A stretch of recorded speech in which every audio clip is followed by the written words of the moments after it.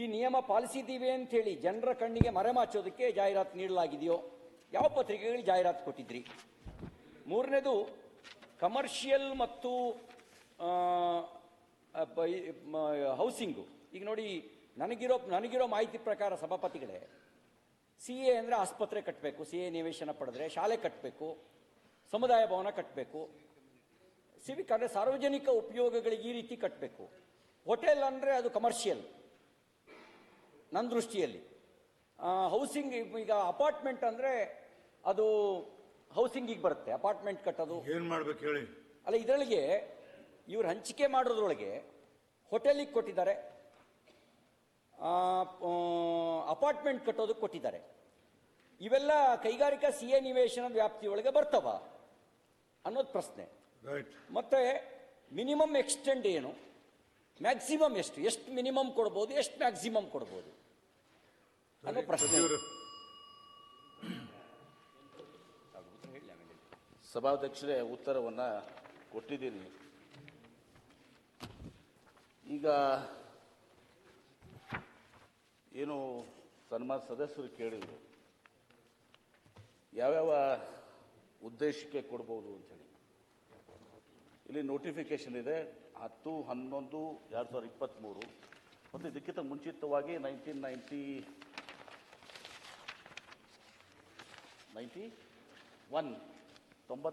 ಕೂಡ ಅದು ನಾನು ಮಾಡಿದ್ದಲ್ಲ, 91ರಿಂದ ಇದೆ. R&D centres, innovation centres of excellence, technical institute, skill development, training institute, education institute, government PSU, banks, hospitals, dispensary, hotels, ICD, air cargo complex, weighbridges, petrol gas stations, canteens, housing tenement, apartments, dormitories for the employees of industries. ನೀವು ಕೇಳಿದ್ರೆ hotel ಅಂತ ಹೇಳಿ. ಈಗ ಹೇಳ್ತೀನಿ ನಾನು ಉತ್ತರ ಕೊಟ್ಟು ಮತ್ತೆ ಕೇಳಿ, ನಾನು ನಿಮ್ಗೆ ಸಂಪೂರ್ಣವಾಗಿ ಉತ್ತರ ಕೊಡ್ತೀನಿ. ಮಿನಿಸ್ಟರ್ ಆಗ್ಬಿಡ್ತಾರೆ. ಹಾಂ ಸರ್. ಏನಾಗಿದೆ ಸನ್ಮಾನ್ಯ ಸಭಾಪತಿಗಳೇ, ಈಗ ಇಂಡಸ್ಟ್ರಿಯಲ್ ಲೇಔಟ್ಸ್ ಇರ್ತದೆ, ಅಲ್ಲಿ ಹೋಟೆಲ್ಸು ಕೂಡ ಬೇಕಾಗ್ತದೆ ಏನ್ರಿ, ಹೋಟೆಲ್ಸು ಬೇಕಾಗ್ತದೆ, ಅಪಾರ್ಟ್ಮೆಂಟ್ಸು ಬೇಕಾಗ್ತದೆ ಎಲ್ಲ ಇರಲಿಕ್ಕೆ ಅಂತೇಳಿ. ಆ ಇಂಡಸ್ಟ್ರಿಯಲ್ ಇದರಲ್ಲಿ ಎಲ್ಲ ಕಡೆ ಡಿಮ್ಯಾಂಡ್ಸ್ ಇದೆ. ಪೆಟ್ರೋಲ್ ಗ್ಯಾಸ್ ಸ್ಟೇಷನ್ಸ್ ಬೇಕಾಗ್ತದೆ, ಅಪಾರ್ಟ್ಮೆಂಟ್ಸ್ ಬೇಕಾಗ್ತದೆ, ಹೋಟೆಲ್ಸ್ ಬೇಕಾಗ್ತದೆ ಇಂಡಸ್ಟ್ರಿಯಲ್ ಪಾರ್ಕ್ನಲ್ಲಿ. ಇದೆಲ್ಲವೂ ಕೂಡ ಇರುವಂಥದ್ದು, ಮಾನದಂಡಗಳು ಇರುವಂಥದ್ದು, ನಾವೇನು ಸೃಷ್ಟಿ ಮಾಡಿದ್ದಲ್ಲ ಇದು. ಎರಡನೇದಾಗಿ ನಾವು ಕೇಳ್ತೀರಿ ಏನಂದ್ರೆ ತರಾತುರಿಯಲ್ಲಿ ಯಾವುದೋ ಇದು ಮಾಡುವಂಥದ್ದು ಪೇಪರ್ಗಳು, ಯಾವ ಪೇಪರ್ನಲ್ಲಿ, ಈಗ ಉದಾಹರಣೆಗಾಗಿ ವಿಜಯವಾಣಿ, ಇದನ್ನು Prajavani, times of India, Indian express, ಇವೆಲ್ಲ ಕೂಡ ಪತ್ರಿಕೆಗಳು ಇದು ಮಾಡುವಂಥದ್ದು. ಆಮೇಲೆ ಸನ್ಮಾನ್ಯ ಸಭಾಪತಿಗಳೇ, ನೀವು ಕೇಳ್ತಿದ್ರಿ ಅಡ್ವರ್ಟೈಸ್ಮೆಂಟು. ನಾವು ಏನು ಅಡ್ವರ್ಟೈಸ್ಮೆಂಟ್ 193 ಸೈಟ್ಸಿಗೆ ಕೊಟ್ಟಿದ್ದೀವಿ ರವಿಯವರು. ಟೋಟಲ್ ಎಕ್ಸ್ಟೆಂಟು 377 ಎಕರೆ. Number of application receiver 283. ನಾವು 41 ಅಪ್ಲಿಕೇಶನ್ ಅಪ್ರೂವ್ ಮಾಡಿದ್ದೀವಿ. ಟೋಟಲ್ ಎಕ್ಸ್ಟೆಂಟು 96.59 ಎಕರೆ. ನಂಬರ್ ಆಫ್ ಸಿಂಗಲ್ ಅಪ್ಲಿಕೆಂಟ್ಸ್ ಅಂದರೆ ಒಂದೊಂದು ಇದಕ್ಕೆ ಒಬ್ಬರೇ ಅಪ್ಲೈ ಮಾಡಿದ್ದು, ಅದನ್ನ ನಾವು ಸಮಿತಿಯಲ್ಲಿ ರಿಜೆಕ್ಟ್ ಮಾಡಿದ್ವಿ. ಯಾಕಂದರೆ ಇನ್ನೊಂದು ಕಾಲ ಅವಕಾಶ ಟು ಬಿ ಮೋರ್ ಟ್ರಾನ್ಸ್ಪರೆಂಟ್, ಇದೇನು ಟೆಂಡರ್ ಅಲ್ಲ, ಕ್ಯಾನ್ಸಲ್ ಮಾಡುವಂಥ ಅವಶ್ಯಕತೆಯೂ ಇರಲಿಲ್ಲ. ಅದಾಗಿನೂ ಕೂಡ ಪಾರದರ್ಶಕವಾಗಿರಲಿ ಅಂಥೇಳಿ, ಇನ್ನಷ್ಟು ಪಾರ್ಟಿಸಿಪೆಂಟ್ಸ್ ಜಾಸ್ತಿ ಆಗಲಿ ಅಂತ ಹೇಳಿ ತಿಳ್ಕೊಂಡು ಆ ಸಿಂಗಲ್ ಅದನ್ನು 39 ಅಪ್ಲಿಕೇಶನ್ ಸಿಗ್ನೇಚರ್ ರಿಜೆಕ್ಟ್ ಮಾಡಿದ್ದೀವಿ. 2 ಅಪ್ಲಿಕೇಶನ್ ಸರೆಂಡರ್ ಆಗಿದ್ದಾವೆ. ಇಬ್ಬರು ತೊಗೊಂಡವ್ರು 40 ಇದರಲ್ಲಿ ತೊಗೊಂಡಿದ್ದಾರೆ, 41ರಲ್ಲಿ ಇಬ್ಬರು ಸರೆಂಡರ್ ಮಾಡಿದ್ರೆ 39 ಉಳಿದಿದ್ದಾರೆ. ಈಗ ಸನ್ಮಾನ್ಯ ಸಭಾಪತಿಗಳೇ, ರವಿಯವರು ಹೇಳಿದರು ಯಾವ ಮಾನದಂಡಗಳು ಕಾಲಕ್ಕೆ ಬದಲಾಗ್ತಾವ ಅಂತೇಳಿ. ಬದಲಾವಣೆ ಮಾಡಿದ್ದೀವಿ, ಒಳ್ಳೇದಕ್ಕಾಗಿ ಬದಲಾವಣೆ ಮಾಡಿದ್ದೀವಿ. ಹಿಂದೆ ಏನಿತ್ತು, ಆ CO ಮತ್ತು ಇದನ್ನು ಬಂದು ಏನು ಬೋರ್ಡ್ನಿಂದ ಇದು ಬಂದು ಮಿನಿಸ್ಟ್ರು ಫೈನಲೈಸ್ ಮಾಡ್ತಾಯಿದ್ರು, ಮಿನಿಸ್ಟ್ರ್ ಹತ್ರ ಬಂದದ್ದು ಅಪ್ರೂವ್ ಆಗ್ತಾಯಿತ್ತು ಏನು. ಈಗ ನಾವು ಅದನ್ನು ನಾನು ಒಬ್ಬನೇ ಮಾಡಬಾರ್ದು ಅಂತೇಳಿ, ಕಲೆಕ್ಟಿವ್ ಆಗಲಿ ಅಂತೇಳಿ ನಾವು ನಮ್ಮ ಸಿಂಗಲ್ ವಿಂಡೋದಲ್ಲಿ ಇಟ್ಕೊಂಡು ಕಮಿಟಿಯಲ್ಲಿ ಇಟ್ಕೊಂಡು ಕ್ಲಿಯರ್ ಮಾಡ್ತಾ ಇದ್ದೀವಿ. This is for better. It is not individual, ಒಬ್ಬನೇ ಅಲ್ಲ, ಎಲ್ಲರೂ ಇರಲಿ ಅಂತ ಕರಲ್ಲಿ. ನಿಮ್ಮ ಡೆವಲಪ್ಮೆಂಟ್ ಕಮಿಷನರ್ ಬರ್ತಾರೆ, ಉಳಿದವರು ಬರ್ತಾರೆ, ಎಲ್ಲರೂ ಬರ್ತಾರೆ ಅದರಲ್ಲಿ. ಆ ಕಮಿಟಿಯಲ್ಲಿ ಇಟ್ಕೊಂಡು ಅಪ್ರೂವ್ ಮಾಡಿದ್ದೀವಿ, ಒಳ್ಳೆಯ ಉದ್ದೇಶಕ್ಕಾಗಿ. ಮಾನ್ಯ ಸಭಾಪತಿಗಳೇ, ನಾನು ಅವ್ರಿಗೆ ಕೇಳಿದ್ದೆ ಒಬ್ಬರಿಗೆ ಎಷ್ಟು ಸಿ ಎ ನಿವೇಶನ ಕೊಡ್ಬೋದು ಅಂತ ಹೇಳಿ. ಅದಕ್ಕೆ ಎಕ್ಸ್ಟೆಂಡಿಗೆ ಏನಾದ್ರು ಮಿತಿ ಇದೆಯಾ? ನನಗೆ ಇಲ್ಲಿಗೆ ನೀವು ಕೊಟ್ಟಿರೋ ಉತ್ತರದಲ್ಲಿ 10 ಎಕರೆ ಚಿಲ್ಲರೆ ಕೊಟ್ಟಿದ್ದೀರಿ, 7 ಎಕರೆ ಚಿಲ್ಲರೆ ಕೊಟ್ಟಿದ್ದೀರಿ, ಅಂದರೆ ಎಷ್ಟು ಬೇಕಾದರೂ ಕೊಡ್ಬೋದಾ ಸಿ ಎ ನಿವೇಶನ ಅಂಥೇಳಿ? ಅದಕ್ಕೆ ಏನಾದ್ರು ಮಿತಿ ಇದೆಯಾ ಅನ್ನೋದು ನನ್ನ ಪ್ರಶ್ನೆ. ಬಿಡಿ, ಇನ್ನೂ ಇದೆ. ಓಕೆ, ಇದು ನಮ್ಮ ರಾಜ್ಯದವ್ರಿಗೆ ಮಾತ್ರ ಸಿ ಎ ನಿವೇಶನನೋ ಹೊರ ರಾಜ್ಯದವರಿಗೂ ಕೊಡ್ಬೋದಾ ಸಿ ಎ ನಿವೇಶನವನ್ನು? ಈಗ ರಾಜ್ಯದ ಬೌಂಡ್ರಿ ಇದೆಯಾ? ಈಗ ನಮ್ಮ ರಾಜ್ಯದ ಭೂಮಿ ಹೊರ ರಾಜ್ಯದವರಿಗೂ ಸಿ ಎ ನಿವೇಶನ ಕೊಡ್ಬೋದಾ ಅನ್ನೋದು ಎರಡನೇ ಪ್ರಶ್ನೆ. ಮೂರನೇ ಪ್ರಶ್ನೆ, ಒಂದೇ ಅಡ್ರೆಸ್ಸಿಗೆ ನಾನು ನೋಡಿದೆ, number 22 KHP colony, Solapur, Vijayapura, 4 flat ಕೊಟ್ಟಿದ್ದೀರಿ, ಒಂದೇ ಅಡ್ರೆಸ್ಸು. ಅಂದರೆ ಆ ರೀತಿ 4 ಫ್ಲಾಟನ್ನು ಕೊಟ್ಟಿದ್ದೀರಿ. ಇನ್ನೊಂದು ADU ಇನ್ಫ್ರಾ, ಅವರಿಗೆ 3 ಫ್ಲಾಟನ್ನು ಕೊಟ್ಟಿದ್ದೀರಿ, ಒಂದೇ ಕಂಪನಿಗೆ. ಅಂದರೆ ಇದಕ್ಕೆ ಮಿತಿ ಇದೆಯೋ, ಮನಸ್ಸೋ ಇಚ್ಛೆ ಕೊಡ್ಬೋದಾ?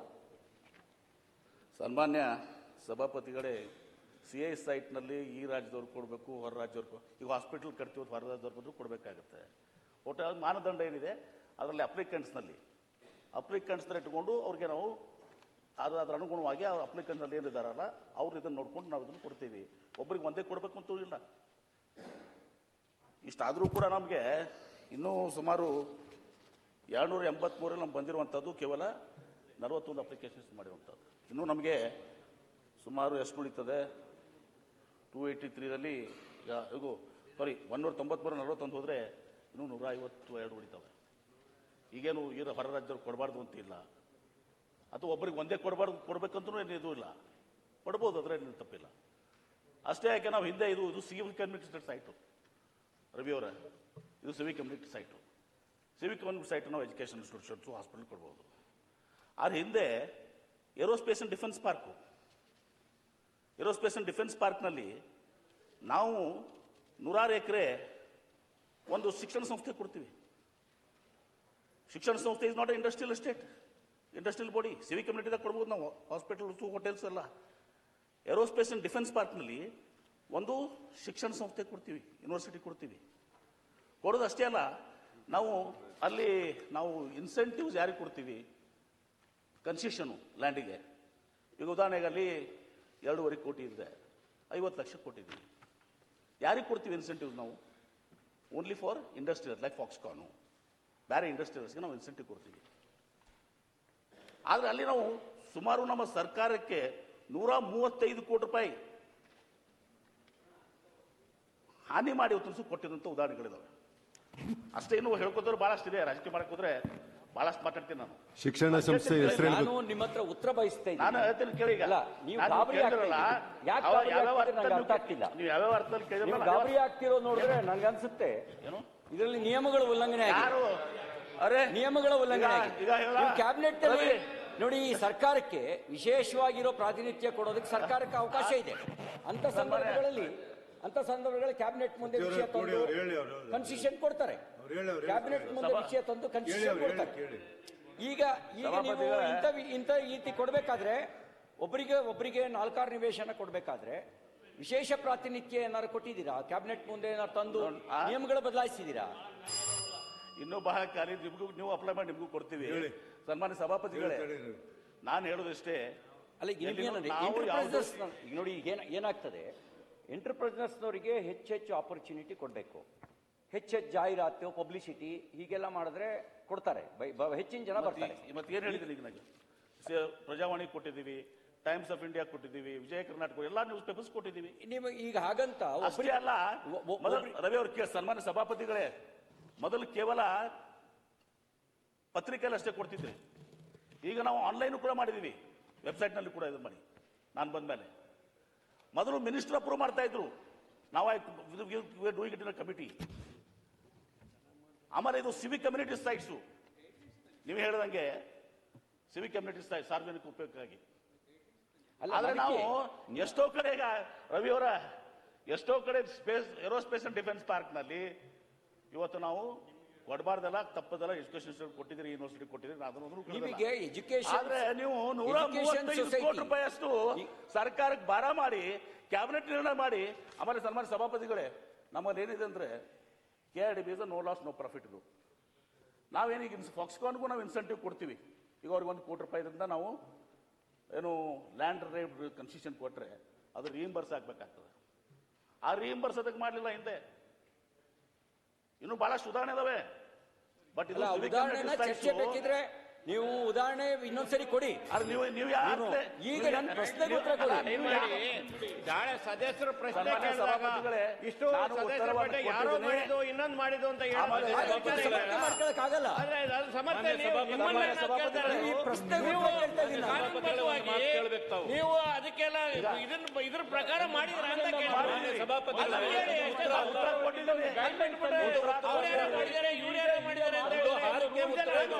ಮಾನ್ಯ ಸಭಾಪತಿಗಳೇ, ಬೇರೆ ಏನು ಮಾಡಿದ್ದಾರೆ ಅಂತ ನಿಮ್ಮ ಸಮರ್ಥನೆ ಒಂದು ನಿಮಿಷ.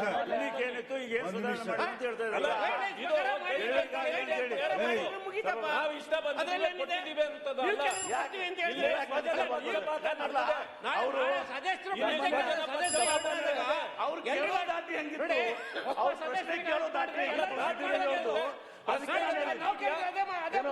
ಅದಕ್ಕೆ ನೀವು ಪ್ರಶ್ನೆ ಕೇಳೋ ರೀತಿ ಸಭಾಪತಿಗಳೇ, ನಿಮ್ಮ ದಾಟಿ ಆಗಿದೆ ಹೀಗಿದೆ ಅಂತ ಅವ್ರು ಮಾಡಿದ್ದಾರೆ ಇವ್ರು ಮಾಡಿದ್ದಾರೆ ಅನ್ನೋ ವಿಚಾರ ಕೇಳ್ತೀರಿ, ನೀವೇ ಕೇಳ್ತೀರಿ ಅವ್ರ ಅಲ್ಲ. ನಾನು ಸದಸ್ಯ ಕೇಳಿ ನಮ್ಮ ನಿಯಮದ ಪ್ರಕಾರ ಯಾರು ಕೇಳಿ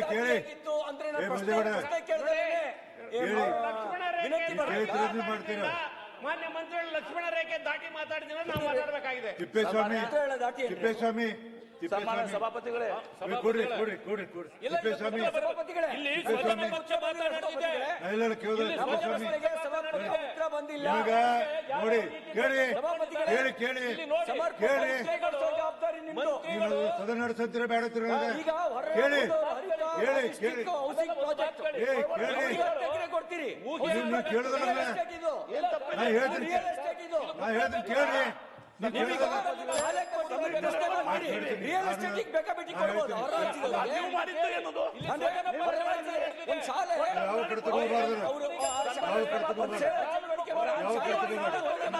ಉತ್ತರ ಕೊಡ್ತೀನಿ. ₹4 ಕೋಟಿ ಸಾಲ ತಗೊಂಡಿದ್ದಾರೆ.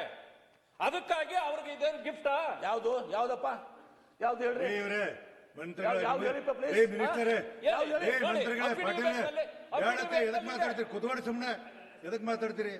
ನೋಡಿ ನಾ ಹೇಳ್ತೀನಿ ನಿಮಗೆ, ಈ ಸದನದಲ್ಲಿ ಕೆಲವು ನಿಯಮಗಳು ನಿಯಮಗಳನ್ನು ಬಿಟ್ಟು ನನ್ನ ಹಕ್ಕ್ರಿ. ನನ್ನ ಹಕ್ಕು. ಕ್ವಶನ್ ಅವರ್ನಲ್ಲಿ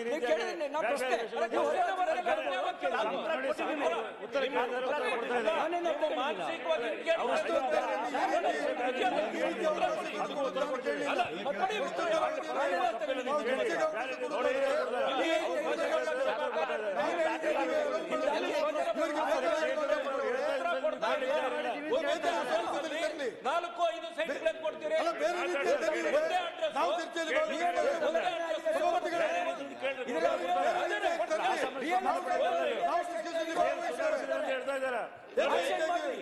ಈಗ ಹಂಚಿಕೆ ಮಾಡಲು ಬಂದಿಗೆ ಆಕ್ಷನ್ ಮಾಡಿ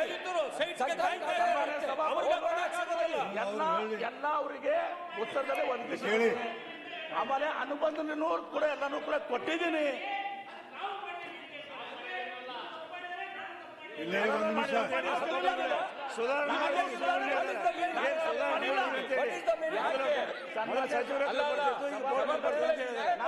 ಮಾಡಿಲ್ಲ.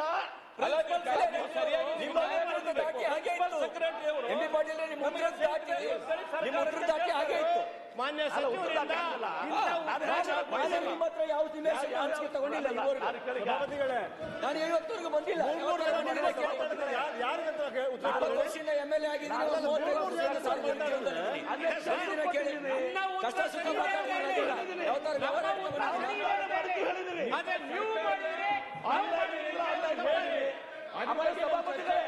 ನೀವು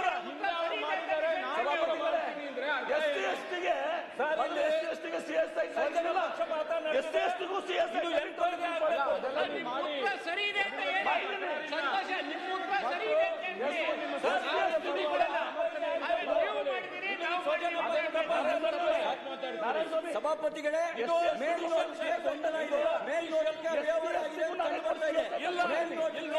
ಮೇಲ್ನೋಟಕ್ಕೆ ರಿಯಲ್ ಎಸ್ಟೇಟ್ ಮಾಫಿಯಾಕ್ಕೆ ಅವರು ತಲೆಬಾಗಿದ್ದಾರೆ ಅಂತ ಕಾಣ್ತಾ ಇದೆ. ಹಾಗಾಗಿ ಇದನ್ನು ನ್ಯಾಯಾಂಗ ತನಿಖೆ ಕೊಡಬೇಕು ಅಂತ ಆಗ್ರಹ ಇದೆ. ಕೊಟ್ಟಿಲ್ಲ. ಆದ್ರೆ ನೀವು 10 ಎಕರೆ 15 ಎಕರೆ ಬೇರೆಯವ್ರಿಗೆ ಕೊಡ್ತೀರಿ ಅಂತ ನೋಡಿ, ಹೇಳಿದ್ದು. SC ST ಗೂ ಮೊದಲ ಇರ್ಲಿಲ್ಲ. ನಾನು CS ಸೈಟ್ ನಲ್ಲಿ SC ಇಲ್ಲ, ST ಇಂಟ್ರೊಡ್ಯೂಸ್ ಅದಕ್ಕೆ ನಿಯಮ ಇದೆ. ಅಂದ್ರೆ ತೀರ್ಮಾನ ಆಯ್ತು. ಆದ್ರಿಂದ CSI ಕನ್ಸ್ಟಿಟ್ಯೂಷನ್ ತಾನೇ ಕೊಡೋದು. ಇದು ಜುಡಿಷಿಯಲ್ ಎನ್ಕ್ವೈರಿ ಕೊಡಬೇಕು. ಇದು ಈಗ ಈ ಸಭಾಪತಿಗಳೇ, ಸ್ವಜನ ಪಕ್ಷಪಾತ ಕೂಡ CSI ಆಗಿದೆ. ನೀವು ಕನ್ಸ್ಟಿಟ್ಯೂಷನ್ ಅಲ್ಲಿ ತಾನೇ ಕೊಡೋದು. CSI ಕನ್ಸ್ಟಿಟ್ಯೂಷನ್ ಅಲ್ಲಿ ತಾನೇ ಕೊಡೋದು. ಮಾತಾಡ್ಬೇಡ್ರಿ ಮಂತ್ರಿಗಳೇ. ಮಂತ್ರಿಗಳೇ, CS ಸೈಟ್ ನಲ್ಲಿ ಏನೂ ಕನ್ಸಿಷನ್ ಇಲ್ಲ. ಸನ್ಮಾನ್ಯ ಸಭಾಪತಿಗಳೇ, ಮಾತಾಡ್ತೀರಿ ಕುತ್ಕೊಳ್ಳಿ ಸುಮ್ಮನೆ. ತಮ್ಮ ಸಂದೇಶ ಹೋಗುದು ಬೇಡ. CS ಸೈಟ್ ನಲ್ಲಿ ಈ ಸಂಘ ಸಂಸ್ಥೆ ಅಲ್ಲ, ಸನ್ಮಾನ್ಯ ನೀವು- ಸಭಾಪತಿ, ಒಂದು ನಿಮಿಷ. ಏ- ನಾನು ಸಭಾ- ರವಿ ಅವರ ರವಿ ಅವರ ಒಂದು ನಿಮಿಷ. ಸನ್ಮಾನ್ಯ ಸಭಾಪತಿಗಳೇ, CS ಸೈಟ್ ರೇಟ್ಸ್ ಕೂಡ ನಾನು ಮಾಡಿದ್ದಲ್ಲ, ಹಿಂದೆ ಇವರೇ ಮಾಡಿದ್ದಂಥದ್ದು, ಹಿಂದಿನ ಸರ್ಕಾರದಲ್ಲಿ ಮಾಡಿದಂಥದ್ದು. ತಪ್ಪಲ್ರಿ, ತಪ್ಪಲ್ಲ ಅಂತ ನಾನು ತಪ್ಪಂತ ಹೇಳ್ತಾ ಇಲ್ಲ. ಯಾಕೆ ನೀವು ಮಾತಾಡ್ತಾ ಇದ್ದೀರಿ? ಅವ್ರು ಮಾಡಿದ್ದಾರೆ, ನಾವು ಮಾಡ್ತೀವಿ ಅಂತ ಹೇಳಿದ್ರೆ ರೀ, ಒಂದ್ ನಿಮಿಷ ಕೇಳಿ, ತಪ್ಪಾಡಿದ್ದಾರೆ ಅಂತ ಹೇಳಿ. ಒಂದ್ ನಿಮಿಷ ಸ್ವಲ್ಪ ಕೇಳಿ, ಪೇಷನ್ಸ್ ಇರ್ಲಿ ಒಂದ್ ಸ್ವಲ್ಪ. ಇವರೇ, ಸನ್ಮಾನ್ಯ ಸಭಾಪತಿಗಳೇ, ನಾವೊಂದು ನಿಮಿಷ ಅದನ್ನ ಕೇಳಿ. ಇದಕ್ಕೆ ನಿಮಗೆ ಸಮಾಧಾನ ಆಗಲಿ ಅಂದ್ರೆ ಅರ್ಧ ತಾಸು ಚರ್ಚೆಗೆ ಅನುಮತಿ ಕೊಡ್ತೀನಿ ಹಾಕ್ರಿ ಸರ್. ಮಾಡಿ. ತಿಪ್ಪೇಸ್ವಾಮಿ ಹಾಕ್ರಿ ಅದು. ತಿಪ್ಪೇಸ್ವಾಮಿ ನ್ಯಾಯಾಂಗ ತನಿಖೆ ಕೊಡಿ. ಈಗ ನೀವು ನನ್ನದಾಗಿ ಭಾಷೆ ಹೇಳ್ಬೇಕಾಗ್ತೀನಿ. ಸಭಾಪತಿಗಳೇ, ಎಲ್ಲ ಸೇರ್ಸ್ಕೊಳ್ಳಿ. ಸುಮ್ನಿರಿ. ಸ್ವಜನ ನೋಡಿ, ಪಕ್ಷಪಾತ ಆಗಿದೆ. ಇದನ್ನು ನ್ಯಾಯಾಂಗ ತನಿಖೆ ಕೊಡಿ. ನನ್ನ ಮಾತು ಕೇಳಿ. ಬೇರೆ ರೂಪದಲ್ಲಿ ಕ್ವಶನ್ ಅವರ್ಸ್ ನೀವು ಹೇಳ್ದಂಗೆ ಕೇಳಕ್ ಕೂತಿಲ್ಲ ಇಲ್ಲ. ನೀವು ಬೇಕಾದ ಕೊಡಿ, ನೋಟಿಸ್ ಕೊಡಿ, ಬೇರೆ ಇದಾರೆ ತಗೊಳ್ಳಿ. ಶಿಕ್ಷೆ ಮಾತಾಡಂಗಿಲ್ಲ. ನಾನು ಒಪ್ತೇನೆ ಸರ್. ನಾ ಏನ್ ಹೇಳ್ತಿದ್ದಿಲ್ಲ. Question answer time. ಆದ್ರೆ ನಾ ಹೇಳ್ತೀನಿ. ಆನ್ಸರ್ ಕೊಟ್ರೆ ನಾವು ಒಪ್ಕೋಬೇಕಾ? ಕೊಡಿ, ನೀವು ಅದನ್ನ ಬರೆದ ಬೇರೆ ರೂಪದಲ್ಲಿ ಕೊಡಿ, ನಾನು ಹೇಳ್ತೀನಿ. ಕೊಡಿ ನೀವು ಬೇರೆ ಇವತ್ತೇ ರೂಪದಲ್ಲಿ ಚರ್ಚೆ ಆಗ್ಬೇಕು. ಕೊಡಿ, ನೀವು ಬೇರೆ ರೂಪದಲ್ಲಿ ಇವತ್ತೇ ಚರ್ಚೆ ಯಾರು ಆಗ್ಬೇಕು. ಇದಕ್ಕೆ ಹಾಕಿ ಕೊಡ್ತೀನಿ. ಆಗ್ಲಿ, ತಿಪ್ಪೇಸ್ವಾಮಿ